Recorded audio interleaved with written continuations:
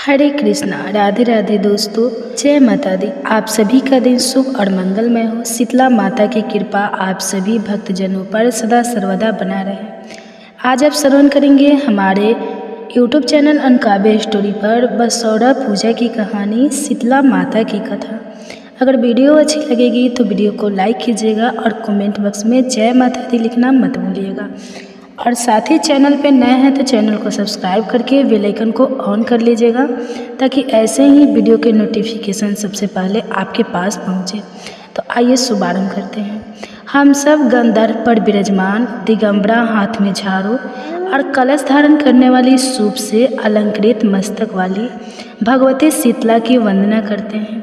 जय शीतला माता। आप सभी पर शीतला माता की कृपा सदैव बनी रहे। हर साल चैत्र मास के कृष्ण पक्ष की 7वीं और 8वीं तिथि के दिन शीतला माता की पूजा की जाती है और कथा का श्रवण किया जाता है। तो आज के इस वीडियो में आप सभी सुनेंगे शीतला माता की कथा। अगर आपके यहाँ पर 7वीं तिथि के दिन शीतला माता की पूजा का विधान है तो एक दिन पहले यानी षष्ठी तिथि को जो पकवान आपके यहाँ पर बनाए जाते हैं उनका भोग अगले दिन यानी 7वीं तिथि को सुबह सूर्योदय से पहले हो सके तो शीतला माता को अर्पित करना चाहिए और फिर सच्चे मन से कथा का श्रवण करना चाहिए। साथ ही शीतला माता से स्वयं और अपने बच्चों की, अपने परिवारजनों की सभी रोगों और बीमारियों से रक्षा की प्रार्थना करनी चाहिए। कथा का श्रवण करके भी शीतला माता की कृपा प्राप्त होती है। तो आइए सबसे पहले शीतला माता की कथा का श्रवण करने से पहले विनायक जी की कथा का श्रवण करते हैं। सभी मिलकर प्रेम से बोलिए विनायक जी महाराज की जय। एक बार गणेश जी ने पृथ्वी लोक के मनुष्यों की परीक्षा लेने का विचार किया। वे अपना रूप बदलकर पृथ्वी पर भ्रमण करने लगे। उन्होंने एक छोटे से बालक का रूप धारण कर लिया। एक हाथ में एक चम्मच में दूध लिया और दूसरे हाथ में एक चुटकी चावल ले लिए। अब वे गली गली घूमने लगे, साथ ही साथ आवाज़ लगाते चल रहे थे, कोई मेरे लिए खीर बना दो, कोई मेरे लिए खीर बना दो। कोई भी उन पर ध्यान नहीं दे रहा था, बल्कि उन पर हंस रहे थे। वे लगातार एक गांव के बाद दूसरे गांव इसी तरह चक्कर लगाते हुए पुकारते रहे, पर कोई खीर बनाने के लिए तैयार नहीं था। सुबह से शाम हो गई, गणेश जी लगातार घूमते रहे। उसी गांव में एक बुढ़िया थी। शाम के समय वो अपनी झोपड़ी के बाहर बैठी हुई थी। तभी गणेश जी वहाँ से पुकारते हुए निकले, कोई मेरे लिए खीर बना दो, कोई मेरी खीर बना दो। बुढ़िया बहुत कोमल हृदय वाली थी। उसने कहा, आ बेटा, मैं तेरी खीर बना देती हूँ। गणेश जी नहीं रुके और बूढ़ी माई से कहने लगे, माई, अपने घर में से दूध और चावल लेने के लिए बर्तन लेकर आओ। बुढ़िया एक कटोरी लेकर जब झोपड़ी से बाहर आई तो गणेश जी ने कहा, माई, अपने घर का सबसे बड़ा वाला बर्तन लेकर आओ। बुढ़िया को यह बात सुनकर थोड़ा झुंझलाहट हुई, पर उसने उस बालक का मन रखने के लिए कहा, चलो बच्चे का मन रख लेती हूँ। और अंदर जाकर वो अपने घर का सबसे बड़ा वाला पितला लेकर आई। अब गणेश जी ने चम्मच में से दूध पतीले में उड़ेल शुरू किया। तब तक बुढ़िया की आश्चर्य की सीमा ही नहीं रही। जब उसने देखा कि दूध से तो पतीला पूरा भर गया है, वह हैरान रह गई। एक के बाद बूढ़ी माई बर्तन झोपड़ी से बाहर लाती गई और गणेश जी उसमें दूध भरते चले गए। इस तरह से बूढ़ी माई के घर के सारे बर्तन दूध से बलावल हो गया। गणेश भगवान ने बूढ़ी माई से कहा, माई, मैं स्नान करके आता हूँ, तब तक तुम खीर बना लो, मैं वापस आकर खाऊंगा। बूढ़ी माई ने पूछा, मैं इतनी सारी खीर का क्या करूँगी? तब गणपति जी बोले, तब तो माई आज सारे गांव को दावत दे दो। बूढ़ी माई ने बड़े प्यार से मन लगाकर खीर बनाई। खीर की मीठी मीठी भीनी भीनी खुशबू चारों दिशाओं में फैल गई। खीर बनाने के बाद वह हर घर में जाकर खीर खाने का न्योता देने लगी। बूढ़ी माई के न्योतों की बात सुनकर गांव के सभी लोग उस पर हंस रहे थे। बूढ़ी माई के घर में तो खाने को दाना नहीं और यह सारे गांव को खीर खाने की दावत दे रही है। लेकिन गांव के लोगों को कौतूहल हुआ और खीर की खुशबू से लोग खींचे चले। लोग देखते ही देखते सारा गांव बूढ़ी माई के घर में इकट्ठा हो गया। बूढ़ी माई की एक बहू भी थी। जब बूढ़ी माई की बहू को दावत की बात पता चली तब वह सबसे पहले वहाँ पहुँच गई। उसने खीर से भरे पतीली को जब देखा तो उसके मुंह में पानी आ गया। उसे बड़ी जोर से भूख लगी हुई थी। उसने एक कटोरी में खीर निकाली और दरवाजे के पीछे बैठ बैठकर खाने की तैयारी करने लगी। इसी बीच एक छींटा गिर गया और गणपति जी को भोग लग गया, जिससे वह प्रसन्न हो गए। अब तो पूरे गांव को खाने की दावत देकर बूढ़ी माई वापस अपने घर आई तो उसने देखा बालक भी वापस आ गया था। बूढ़ी माई ने उस बालक से कहा, चल बेटा, खीर तैयार है, भोग लगा लो। गणपति जी बोले, माई भोग तो लग चुका है, मेरा पेट भी पूरी तरह से भर गया है, मैं तो तृप्त हो गया हूँ, अब तू खा, अपने परिवार और गांव वालों को खिला। बूढ़ी माई ने कहा, यह तो बहुत ज़्यादा है, सबका पेट भर जाएगा, इसके बाद भी यह बच जाएगी, उस बची खीर का मैं क्या करूँगी। तब गणेश जी बोले, जो खीर बचे उस खीर को रात में अपने घर के चारों कोनों में रख देना। बूढ़ी माई ने ऐसा ही किया। जब सारा गांव जी भरकर खीर खा चुका तब भी ढेर सारी खीर बच गई। बूढ़ी माई ने बची हुई खीर के बर्तनों को अपने घर के चारों तरफ रख दिया। सुबह उठकर उसने देखा तो उसकी आंखें खोली की खोली रही। पतीलों में खीर की जगह पर हीरे, जवाहरात और मोती भरे हुए थे। वह बहुत खुश हुई, उसकी सारी दरिद्रता दूर हो गई और अब वह आराम से रहने लगी। फिर उसने गणपति जी का एक भव्य मंदिर बनवाया, साथ में एक बड़ा सा तालाब भी खुदवाया। इस तरह उसका नाम दूर दूर तक प्रसिद्ध हो गया। उस जगह वार्षिक मेले लगने लगे। गणेश भगवान की कृपा प्राप्त करने के लिए उस स्थान पर पूजा करने और मान्यता मानने के लिए आने लगे। गणेश जी अब सभी की मनोकामनाएं पूर्ण करने लगे। हे गणपति भगवान, इस कहानी को कहते सुनते और हुंकारा भरते सभी पर अपनी कृपा करना, सभी की रक्षा करना, सभी के विघ्न दूर करना। प्रेम से बोलिए गणपति भगवान की जय।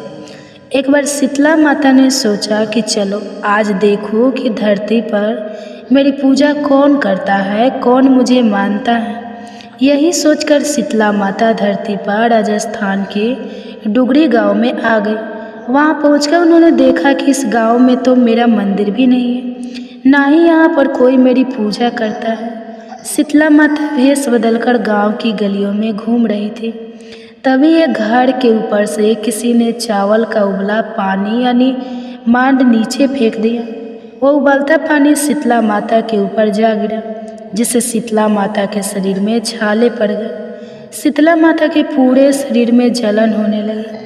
अब शीतला माता, जो कि बूढ़ी औरत का वेश बनाई हुई थी, पूरे गांव में इधर उधर भाग भाग कर चिल्लाने लगी, अरे मैं जल गई, मेरा शरीर तप रहा है, जल रहा है, कोई मेरी मदद करो, कोई मुझे बचाओ। लेकिन उस गांव में किसी ने भी शीतला माता की मदद नहीं की। वही अपने गांव के बाहर एक कुम्हारन बैठी हुई थी। उस कुम्हारन ने देखा कि अरे ये बूढ़ी माई तो बहुत जल गई है और इनके पूरे शरीर में तो तपन भी हो रही है, इनके पूरे शरीर में छाले पड़ गए और यह तपन सहन नहीं कर पा रही है। तब उस कुम्हारी ने कहा, माँ तुम यहाँ आकर बैठ जाओ, मैं तुम्हारे शरीर के ऊपर ठंडा पानी डालती हूँ। कुम्हारी ने फिर उन बूढ़ी माई पर खूब सारा ठंडा पानी डाला। उसके बाद वह शीतला माता से बोली, माँ मेरे घर में रात की बनी हुई राबड़ी रखी है, थोड़ा सा है, तुम दही और राबड़ी खा लो। जब बूढ़ी माई ने ठंडी यानी ज्वार के आटे की राबड़ी और दही खाया तब उनके शरीर को बहुत ठंडक मिली। इसके थोड़ी देर बाद कुम्हारिन बोली, माँ बैठ जाओ, तुम्हारे सिर के बाल बिखरे हुए हैं, मैं तुम्हारी चोटी गूँथ देती हूँ। कहकर कुम्हारिन माई की चोटी गूँथने के लिए उनके बालों में कंघी फिरा रही थी। अचानक कुम्हारिन की नज़र बूढ़ी माई के सिर के पीछे पड़ी तो कुम्हारिन ने देखा कि एक आँख बालों के अंदर छुपी हुई है। यह देखकर कुम्हारिन तो डर के मारे भागने लगी। तभी उस बूढ़ी माई ने कहा, रुक जा बेटी, डर मत, मैं कोई भूत प्रेत नहीं हूँ, मैं शीतला देवी हूँ। मैं तो इस धरती पर यह देखने आई थी कि यहाँ मुझे कौन कौन मानता है, कौन कौन मेरी पूजा करता है। ऐसा कहकर माता चार भुजा वाली हीरे जवाहरात के आभूषण पहने अपने दिव्य असली रूप में प्रकट हो गई। माता के दर्शन पाकर कुम्हार सोचने लगी कि अब मैं तो बहुत गरीब हूँ, इन माता को कहाँ बैठाऊँ। तब माता उसकी दशा को देखकर कहने लगी, बेटी तो किस सोच में पड़ गई। तब उस कुम्हारी ने हाथ जोड़कर आंखों से आंसू बहाते हुए कहा, माँ मेरे घर में तो चारों तरफ दरिद्रता बिखरी हुई है, बिठाने तक के लिए कोई चीज़ नहीं, मैं आपको भला कहाँ बिठाऊँ। मेरे घर में ना तो चौकी है ना बैठने का आसन, माँ बताओ मैं आपको कहाँ बिठाऊँ। तब शीतला माता कुम्हार के मन की दशा समझ गई और प्रसन्न होकर उस कुम्हार के घर पर खड़े हुए।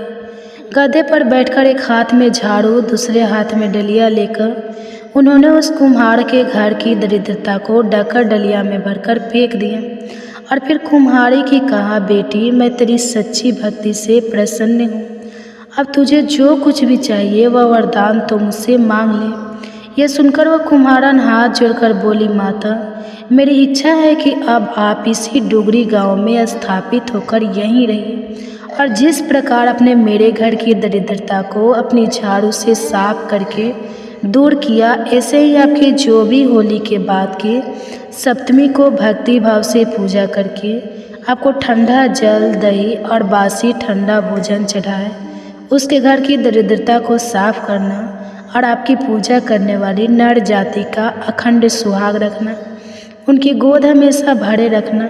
साथ ही जो पुरुष शीतला सप्तमी को नाई के यहाँ बाल ना कटवाए, धोबी को कपड़े धुलने ना दे और पुरुष भी आप पर ठंडा जल चढ़ाकर नारियल पुष्प अर्पित करके परिवार से ठंडा बासी भोजन करें, उसके काम धंधे व्यापार में कभी दरिद्रता न आए।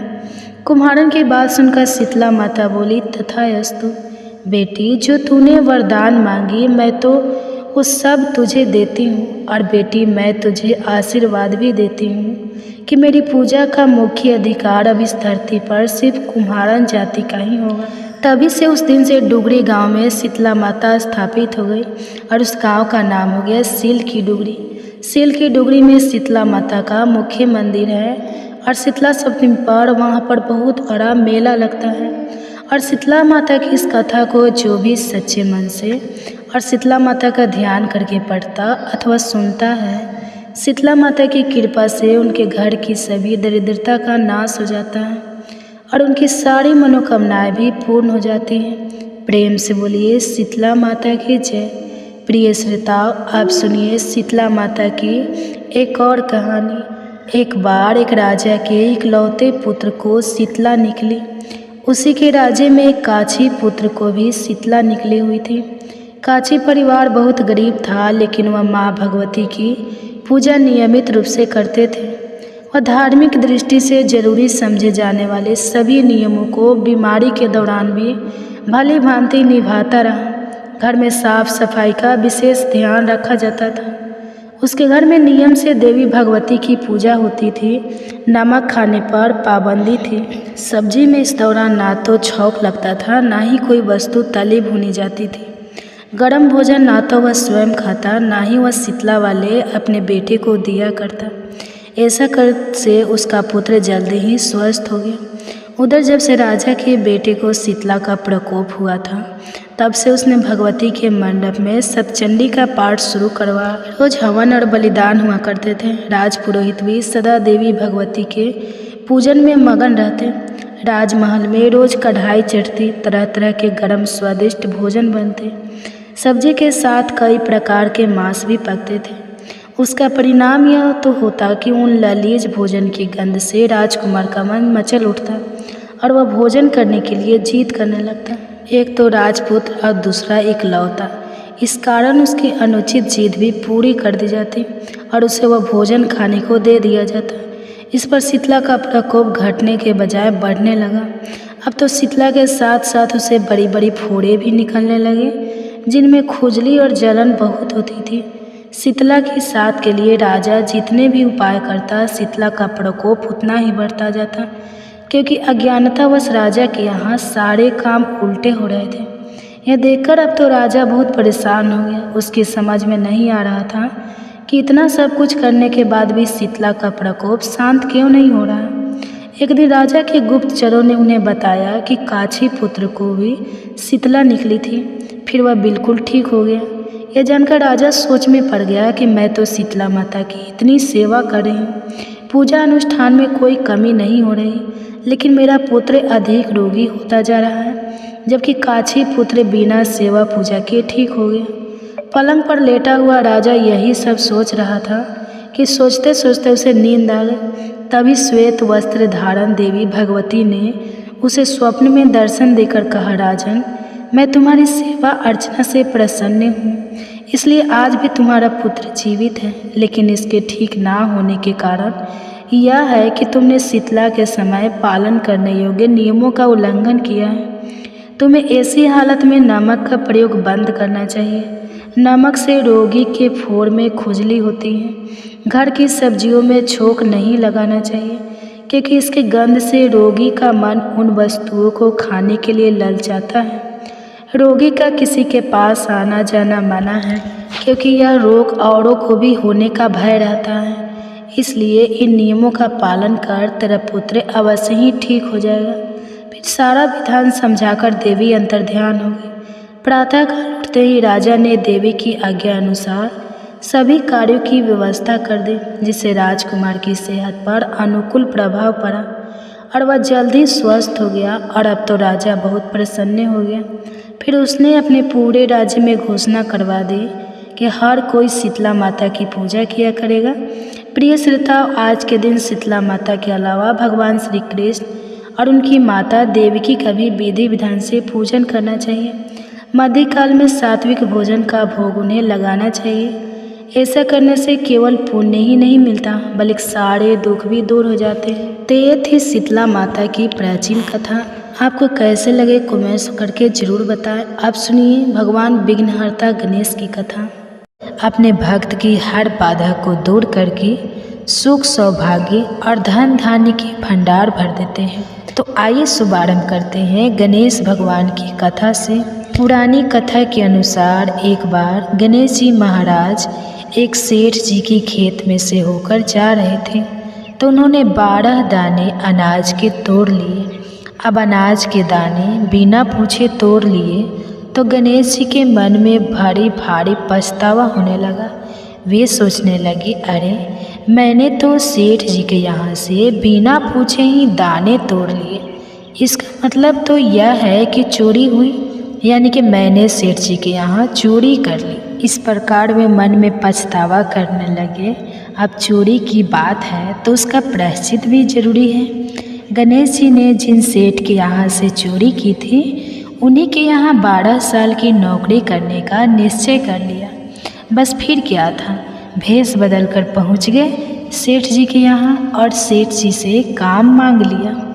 उधर सेठ जी जो भी किसी नौकर की ज़रूरत थी, इस तरह गणेश जी नौकर बनकर सेठ जी के यहाँ काम करने लगे। एक दिन की बात है, सेठानी राख से हाथ धोने लगी, तो गणेश जी ने सेठानी का हाथ पकड़कर मिट्टी से हाथ धुला दिया। सेठानी सेठ जी से बोली, अरे ये कैसा नौकर रखा है आपने, नौकर होकर इसने मेरा हाथ पकड़ लिया। जब सेठ जी को पता चला तो उन्हें भी गुस्सा आया। सेठ जी ने तुरंत अपने नौकर को बुलाकर पूछा, क्यों तुमने सेठानी का हाथ क्यों पकड़ा? तो गणेश जी कहने लगे, मैंने तो एक सीख की बात बताई है। राख से हाथ धोने से घर की लक्ष्मी नाराज होकर चली जाती है घर से, और मिट्टी से हाथ धोने से घर में लक्ष्मी जी का वास हो जाता है। सेठ जी ने सोचा, अरे मेरा नौकर है तो सच्चा दरअसल सेठ जी के यहाँ नौकर कर रहे हैं। भगवान गणेश ने उन्हें अपना नाम भी गणेश ही बताया था। जब कुंभ का मेला आया तो सेठ जी कहने लगे, गणेश सेठानी को कुंभ के मेले में स्नान करा के ले आओ। अब नौकर बने गणेश जी सेठानी के साथ चल दिए गंगा स्नान कराने। सेठानी नदी के किनारे पर बैठकर नहा रही थी, तो गणेश जी ने उनका हाथ पकड़कर नदी में डुबकी लगवा दी। घर आकर सेठानी ने फिर से सेठ से कहा, इस गणेश ने तो मेरी इज्जत ही नहीं रखी और इतने सारे आदमियों के बीच में मुझे घसीट कर आगे पानी में लेकर चला गया। तब सेठ जी ने गणेश जी से पूछा, तुमने ऐसा क्यों किया? तब गणेश जी कहते हैं, सेठानी किनारे पर बैठकर गंदे पानी से नहा रही थी, मैं तो आगे ले जाकर अच्छे पानी में डुबकी लगाकर ले आया हूँ। इससे सेठानी अगले जन्म में रानी और राजपाट का सुख भोगेगी। सेठ जी सोचने लगे गणेश है तो सच्चा। एक दिन की बात है, सेठ जी के घर में पूजा पाठ हो रही थी, हवन भी हो रहा था। सेठ जी फिर से गणेश से कहने लगे कि जाओ और सेठानी को बुला कर ले आओ। उधर गणेश जब सेठानी को बुलाने गया तो सेठानी काली चुनरी ओढ़ कर चलने लगी। तो गणेश जी ने काली चुनरी फाड़ डाली और कहने लगे लाल चुनरी ओढ़कर चलो। सेठानी नाराज होकर सो गई। सेठ जी ने देखा सेठानी तो अभी तक नहीं आई, तो वह खुद ही आ गए देखने के लिए कि सेठानी कहाँ है। आकर देखा तो सेठानी तो नाराज होकर लेटी हुई थी। सेठानी से पूछने लगे क्या बात है, घर में हवन की तैयारी हो चुकी है और तुम यहाँ सो रही हो। तो सेठानी कहने लगी समझाओ अपने गणेश को, देखो आज इसने मेरी चुनरी फाड़ डाली। यह बात जानकर सेठ को बहुत गुस्सा आया। उसने गणेश को बुलाया और बहुत डांटा। तब गणेश जी कहने लगे सेठ जी पूजा पाठ में काला वस्त्र नहीं पहनते हैं और सेठानी काला चुनरी उठकर आ रही थी, तो मैंने इनसे लाल वस्त्र पहनने के लिए कहा और जब यह नहीं मानी तो मैंने इनकी काली चुनरी फाड़ डाली। काला वस्त्र पहनने से कोई भी शुभ कार्य सफल नहीं होता है। यह बात सुनकर सेठ जी सोचने लगे गणेश है तो सच्चा और समझदार है। फिर एक दिन की बात है, सेठ जी पूजा करने लगे। पूजा करने के लिए उन्होंने पंडित जी को भी निमंत्रण दिया। अब पंडित जी भी आ गए, पूजा की तैयारियां हो गई। तभी पंडित जी कहने लगे अरे सेठ जी मैं तो गणेश जी की मूर्ति लाना ही भूल गया, आप क्या करें। उधर नौकर बने गणेश भगवान वहीं खड़े हुए थे और सारी बातें देख ली और सुन रहे थे। यह बात सुनते ही गणेश जी तुरंत कहने लगे तुम मुझे ही मूर्ति बनाकर विराजमान कर लो, आपके सारे काम सफल हो जाएंगे। यह बात जब सेठ जी ने सुनी तो उन्हें तो और बहुत गुस्सा आ गया और वह गुस्से से कहने लगे कि तुम तो अब तक सेठानी से ही मजाक करते थे, अब मुझसे भी मजाक करने लगे। तब गणेश जी ने कहा सेठ जी मैं मजाक नहीं कर रहा हूँ, तुम मेरी बातों को मजाक बिल्कुल भी मत समझो, मैं बिल्कुल सच कह रहा हूँ। इतना कहते ही नौकर बने गणेश ने भगवान गणेश का साक्षात रूप धारण कर लिया और सेठ सेठानी ने जब यह देखा तो पंडित सेठ और सेठानी गणेश जी के चरणों में गिर गए, उनकी पूजा की। पूजा खत्म होते ही गणेश जी तो अंतर्ध्यान हो गए।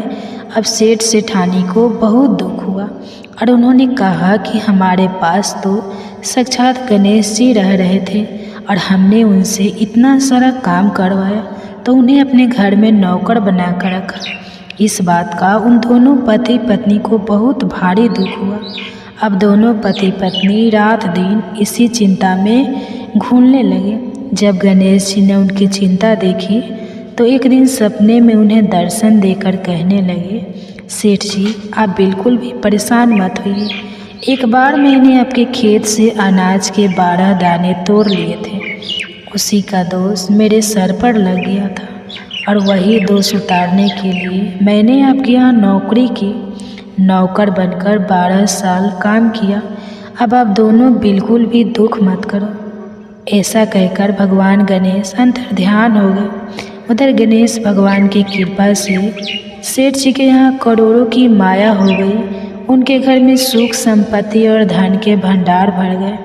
हे गणेश जी महाराज, जैसा सुख जैसी धन दौलत अपने सेठ जी को दी वैसी सबको देना।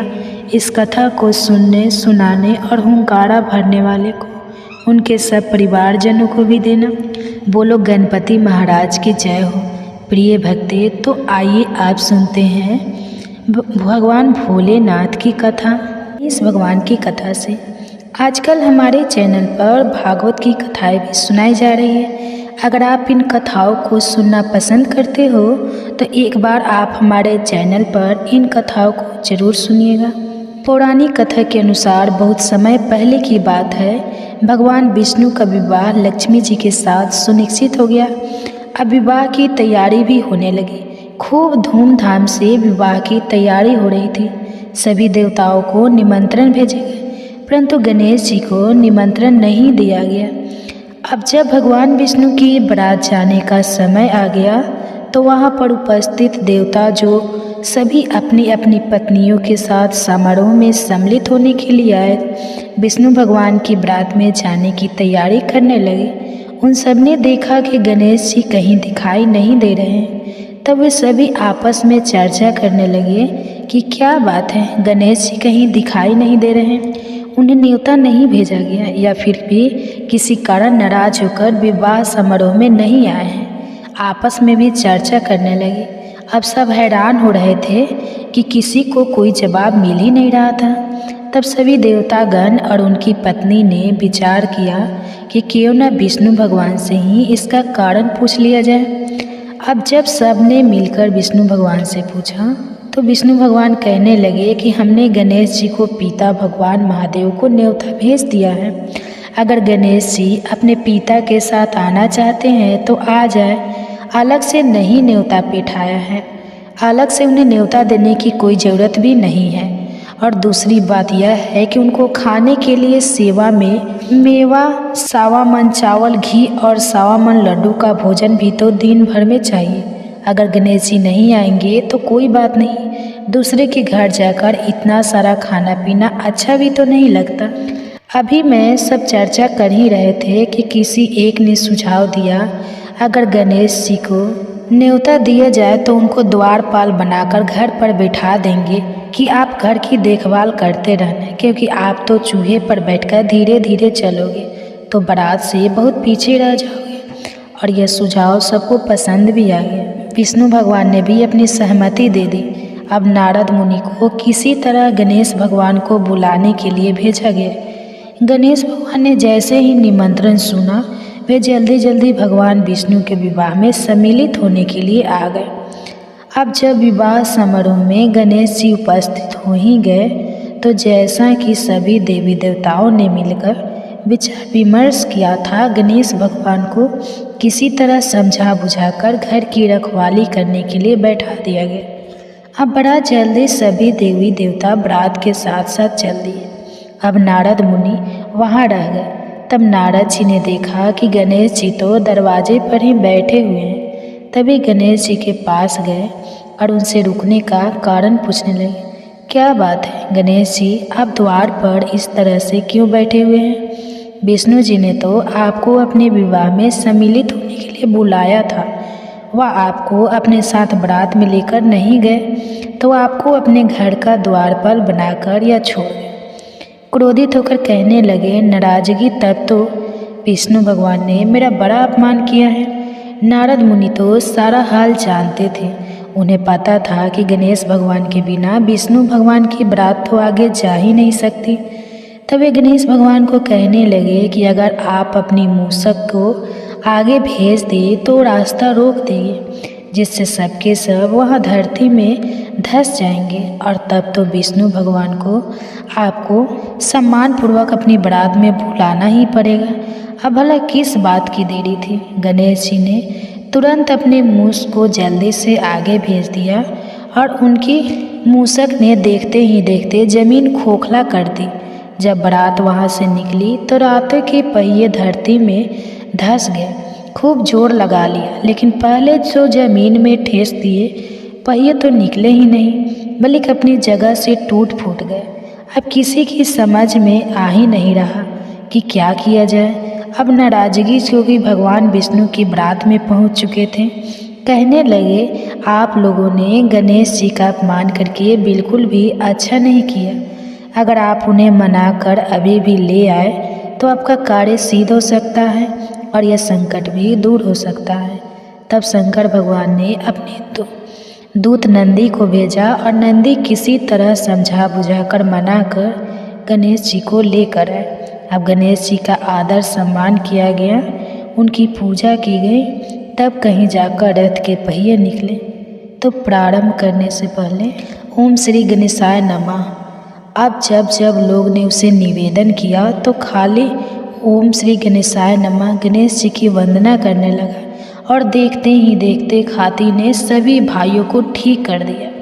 भाइयों को ठीक करने के बाद खाती कहने लगा कि देवताओं, आपने सबसे पहले गणेश जी का नहीं मनाया होगा और ना ही उनकी पूजा की होगी, इसलिए तो आप सबके ऊपर ये संकट आया है। हम तो मूर्ख और अज्ञानी हैं, लेकिन फिर भी सबसे पहले गणेश जी की पूजा करते हैं, उनका ध्यान करते हैं।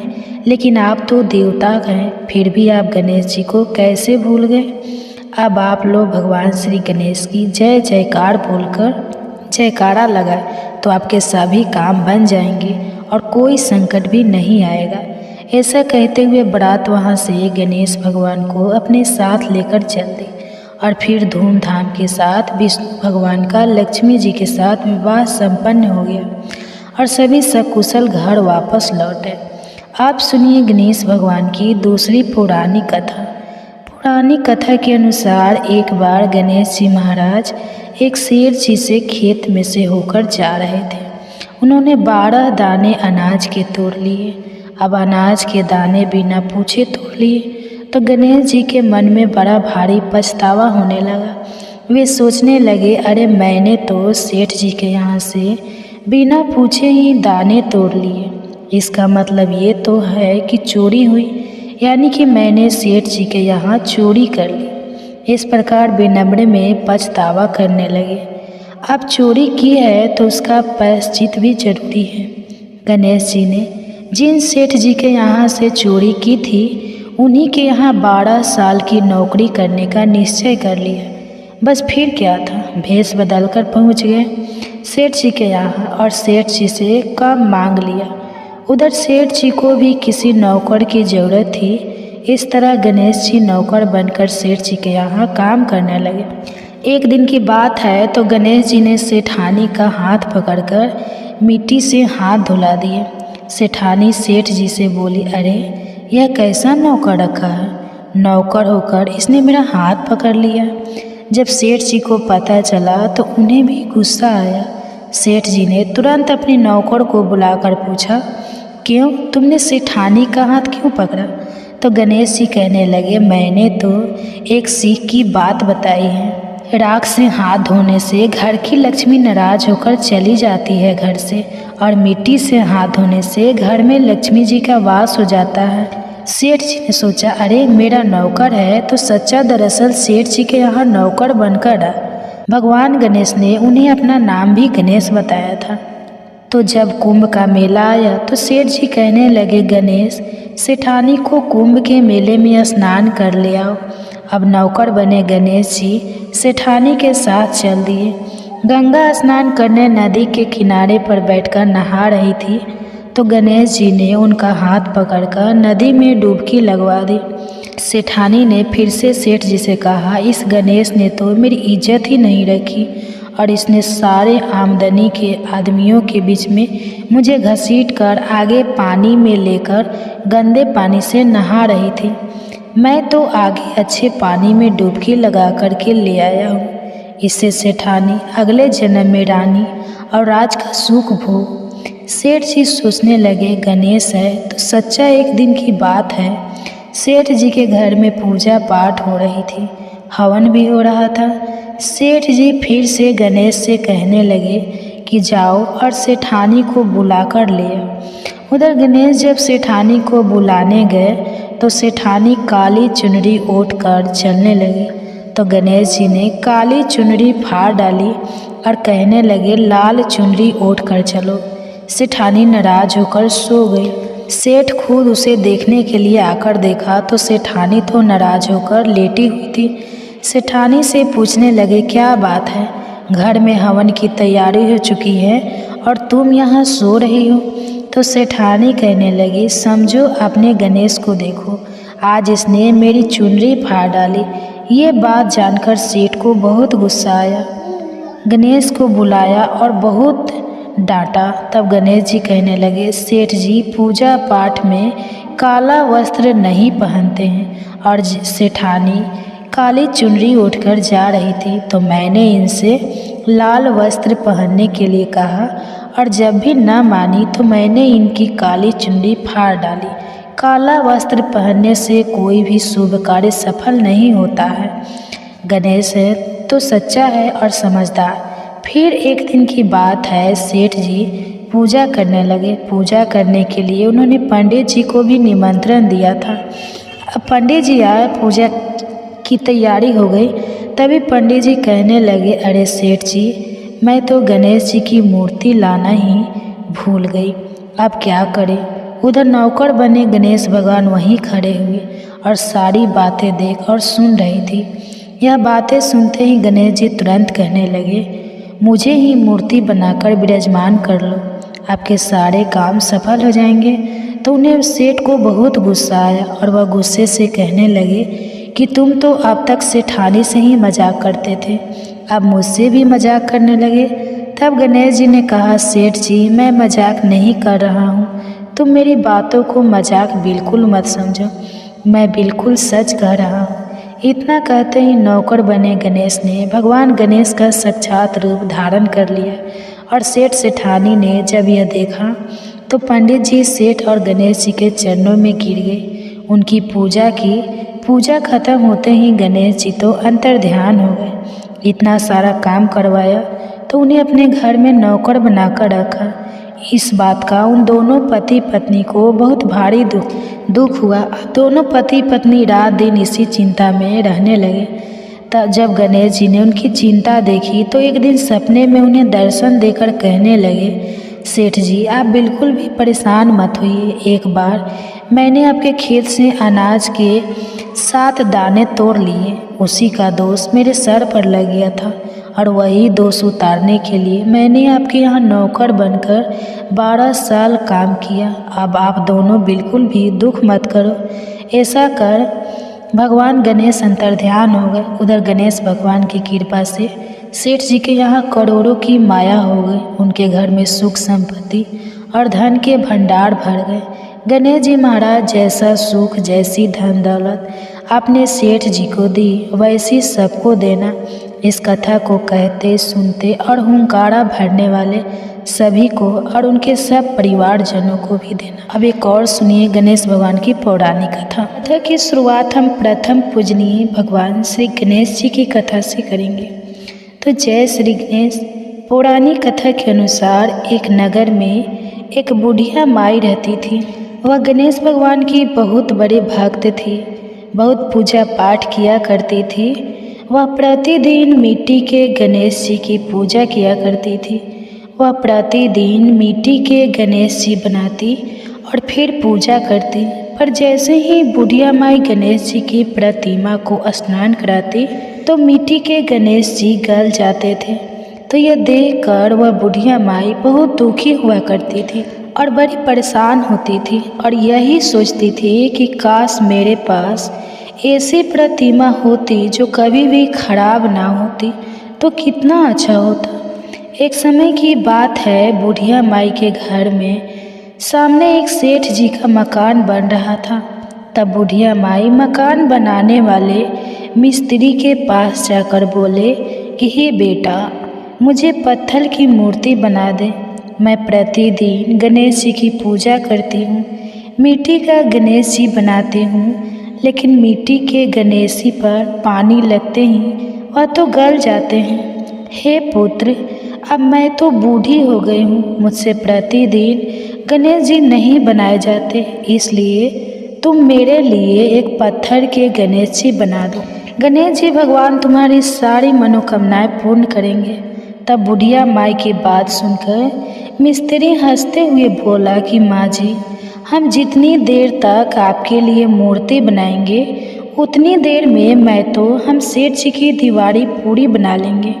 हमारे पास इतना समय नहीं है कि हम सेठ जी का काम छोड़कर आपके लिए मूर्ति बनाएं।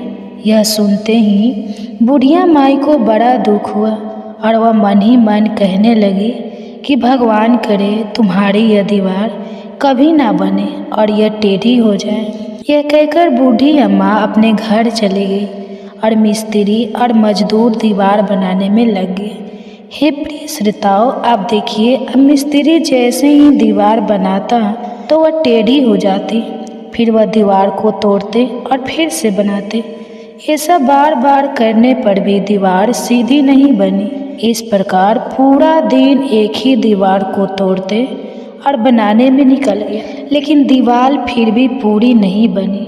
शाम को सेठ जी आए और मिस्त्रियों से कहने लगे कि तुमने अभी तक कुछ नहीं किया। तब एक मिस्त्री ने आकर सेठ जी को बुढ़िया माई के आने की सारी बात बता दी और यह सब सुनकर सेठ जी बुढ़िया माई के पास गए और माई को प्रणाम करके कहने लगे कि माँ जी, आप हमें आशीर्वाद दो कि हमारा मकान जल्दी से पूरा बन जाए। आपके लिए हम पत्थर के नहीं सोने के गणेश जी बनवा देंगे। तो यह सुनकर बुढ़िया माई बड़ी खुश हुई और उसने सेठ जी को आशीर्वाद दिया कि पुत्र, गणेश जी महाराज के आशीर्वाद से बिना किसी विघ्न से तुम्हारा मकान जल्दी से पूरा हो जाएगा। फिर जब सेठ जी ने आकर देखा कि टेढ़ी दीवार थी बिल्कुल सीधी हो गई थी, तो यह गणेश जी का चमत्कार देखकर मिस्त्री, मजदूर और सेठ जी सारे गणेश जी की जय जयकारा करने लगे और सेठ जी ने जैसा कहा था वैसा ही किया। सोने के गणेश जी बनवा कर बूढ़िया माई को लाकर दे दिए। तो यह देखकर बूढ़ी माई बड़ी खुश हुई और सेठ जी को ढेरों सारे आशीर्वाद दिए और दुआएं देने लगी। उसी दिन से सेठ जी भी गणेश जी का पक्का भक्त बन गया और प्रतिदिन सबसे पहले उठकर स्नान करता, फिर गणेश जी की पूजा करके ही अन्य सभी काम किया करता था। तो गणेश जी के आशीर्वाद से सेठ जी दिन दुगुनी रात चौगुनी तरक्की करने लगे। हे विघ्नहर्ता गणेश जी महाराज, जैसे बुढ़िया माई को दिया सेठ जी की दीवार सीधी की, वैसे ही कथा को सुनने वाले, सुनाने वाले और हुंकारा भरने वाले सभी भक्तों के कार्यों को सिद्ध करना, सभी पर अपना आशीर्वाद बनाए रखना, सभी की मनोकामनाएं पूरी करना। तो प्रेम से बोलिए गणपति महाराज की जय। अब आइए आप सुनते हैं भगवान श्री कृष्ण और उनके भक्त की एक सच्ची कथा। एक समय की बात है, एक पंडित जी थे। वे प्रतिदिन घर घर जाकर भागवत गीता का पाठ किया करते थे। एक दिन उन्हें एक चोर ने पकड़ लिया और कहा कि तुम्हारे पास जो कुछ भी है वह सब निकाल कर मुझे दे दो।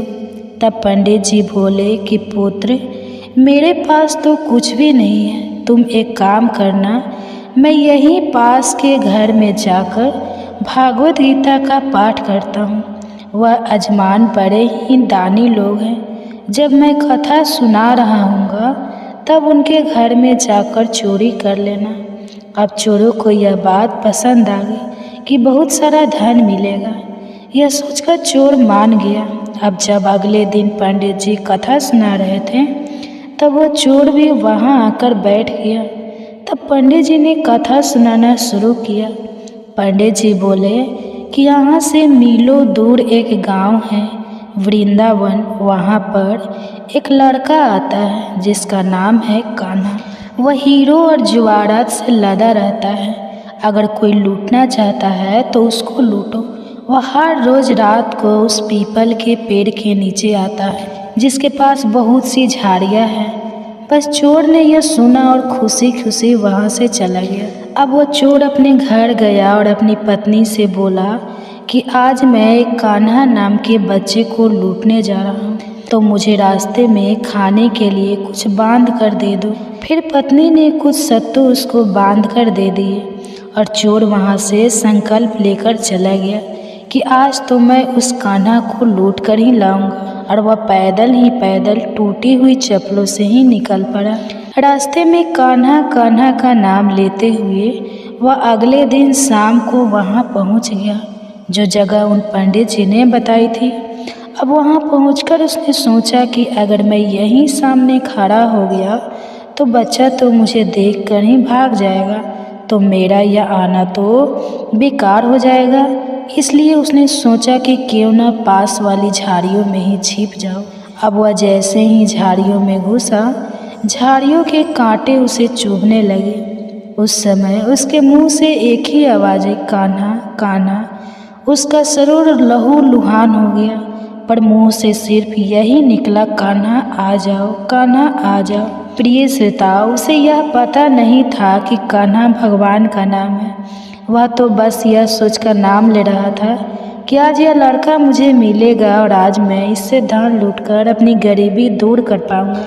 लेकिन उसके भाव में इतनी सच्चाई थी कि अपने भक्त की ऐसी दशा देखकर कान्हा जी चल पड़े। ठाकुर जी बच्चे का रूप बनाकर आधी रात को वह आए। वह जैसे ही पेड़ के पास पहुँचे, चोर एकदम से बाहर आ गया और उन्हें पकड़कर बोला, ओ कान्हा, तूने मुझे बहुत दुखी किया। अब यह चाकू देख रहा है, अब चुपचाप अपने सारे गहने मुझे दे दो। कान्हा जी ने हंसते हुए उसे सब कुछ दे दिया। चोर हंसी खुशी अगले दिन अपने गांव में पहुंचा और सबसे पहले उसी जगह गया जहां पर पंडित जी कथा सुना रहे थे। जितने भी गहने थे वह चोरी करके जो लाया था, उनका आधा हिस्सा उसने पंडित जी के चरणों में रख दिया। अब पंडित जी ने यह पूछा कि यह क्या है, तब उसने कहा कि आपने मुझे उस कान्हा का पता दिया था, अब मैं उसको लूट के लाया हूँ और यह रहा आपका हिस्सा। पंडित जी ने सुना तो यकीन ही नहीं हुआ। पंडित जी बोले कि मैं तो इतने सालों से पंडिताइन का काम कर रहा हूँ, वह मुझे आज तक नहीं मिले। तुम जैसे पापी को कान्हा कहाँ से मिल सकते हैं। चोर के बराबर कहने पर भी पंडित जी बोले कि चल, मैं भी चलता हूँ तेरे साथ, वहाँ पर मुझे भी दिखा कि कान्हा कैसा दिखता है। और वह दोनों चल दिए। चोर ने पंडित जी को कहा कि आओ मेरे साथ, यहाँ पर छुप जाओ। दोनों का शरीर लहू लुहान हो गया। झाड़ियों में कांटे बहुत थे और वहाँ पर छुपकर दोनों के शरीर में कांटे लगे, जिससे कि पूरा शरीर लहू लुहान हो गया और मुंह से बस एक ही आवाज़ निकली, कान्हा, कान्हा, कान्हा आ जाओ। ठीक आधी रात कान्हा जी बच्चे के रूप में फिर वहीं आए। दोनों झाड़ियों से बाहर निकल आए। पंडित जी की आंखों से आंसू थे और वे फूट फूट के रोने लगे और रोते रोते चोर के चरणों में गिर पड़े और बोले कि हम जिसे आज तक देखने के लिए तरसे रहे, जो आज तक लोगों को लूटता आया है, तुमने उसे ही लूट लिया। तुम धन्य हो, आज तुम्हारी वजह से मुझे भी कान्हा के दर्शन हुए हैं। तुम धन्य हो। हे प्रिय भक्तों, अपने सच्चे भक्तों के लिए ऐसा है हमारे कान्हा जी का प्यार, जो उसे सच्चे दिल से पुकारते हैं तो वे भागे भागे चले आते हैं। किसी भी विधि से भगवान का नाम लिया जाए, चाहे सच्चे मन से या फिर बिना किसी विचार के, बिना किसी भाव के, अनायास आलस में भी अगर ईश्वर का नाम लिया जाए तो भी ईश्वर प्रसन्न हो जाते हैं। बस हमारा मन सच्चा होना चाहिए। जय श्री हरि विष्णु, हरे कृष्ण। तो आइए आप सुनते हैं, आज मंगलवार है तो मंगलवार की व्रत कथा।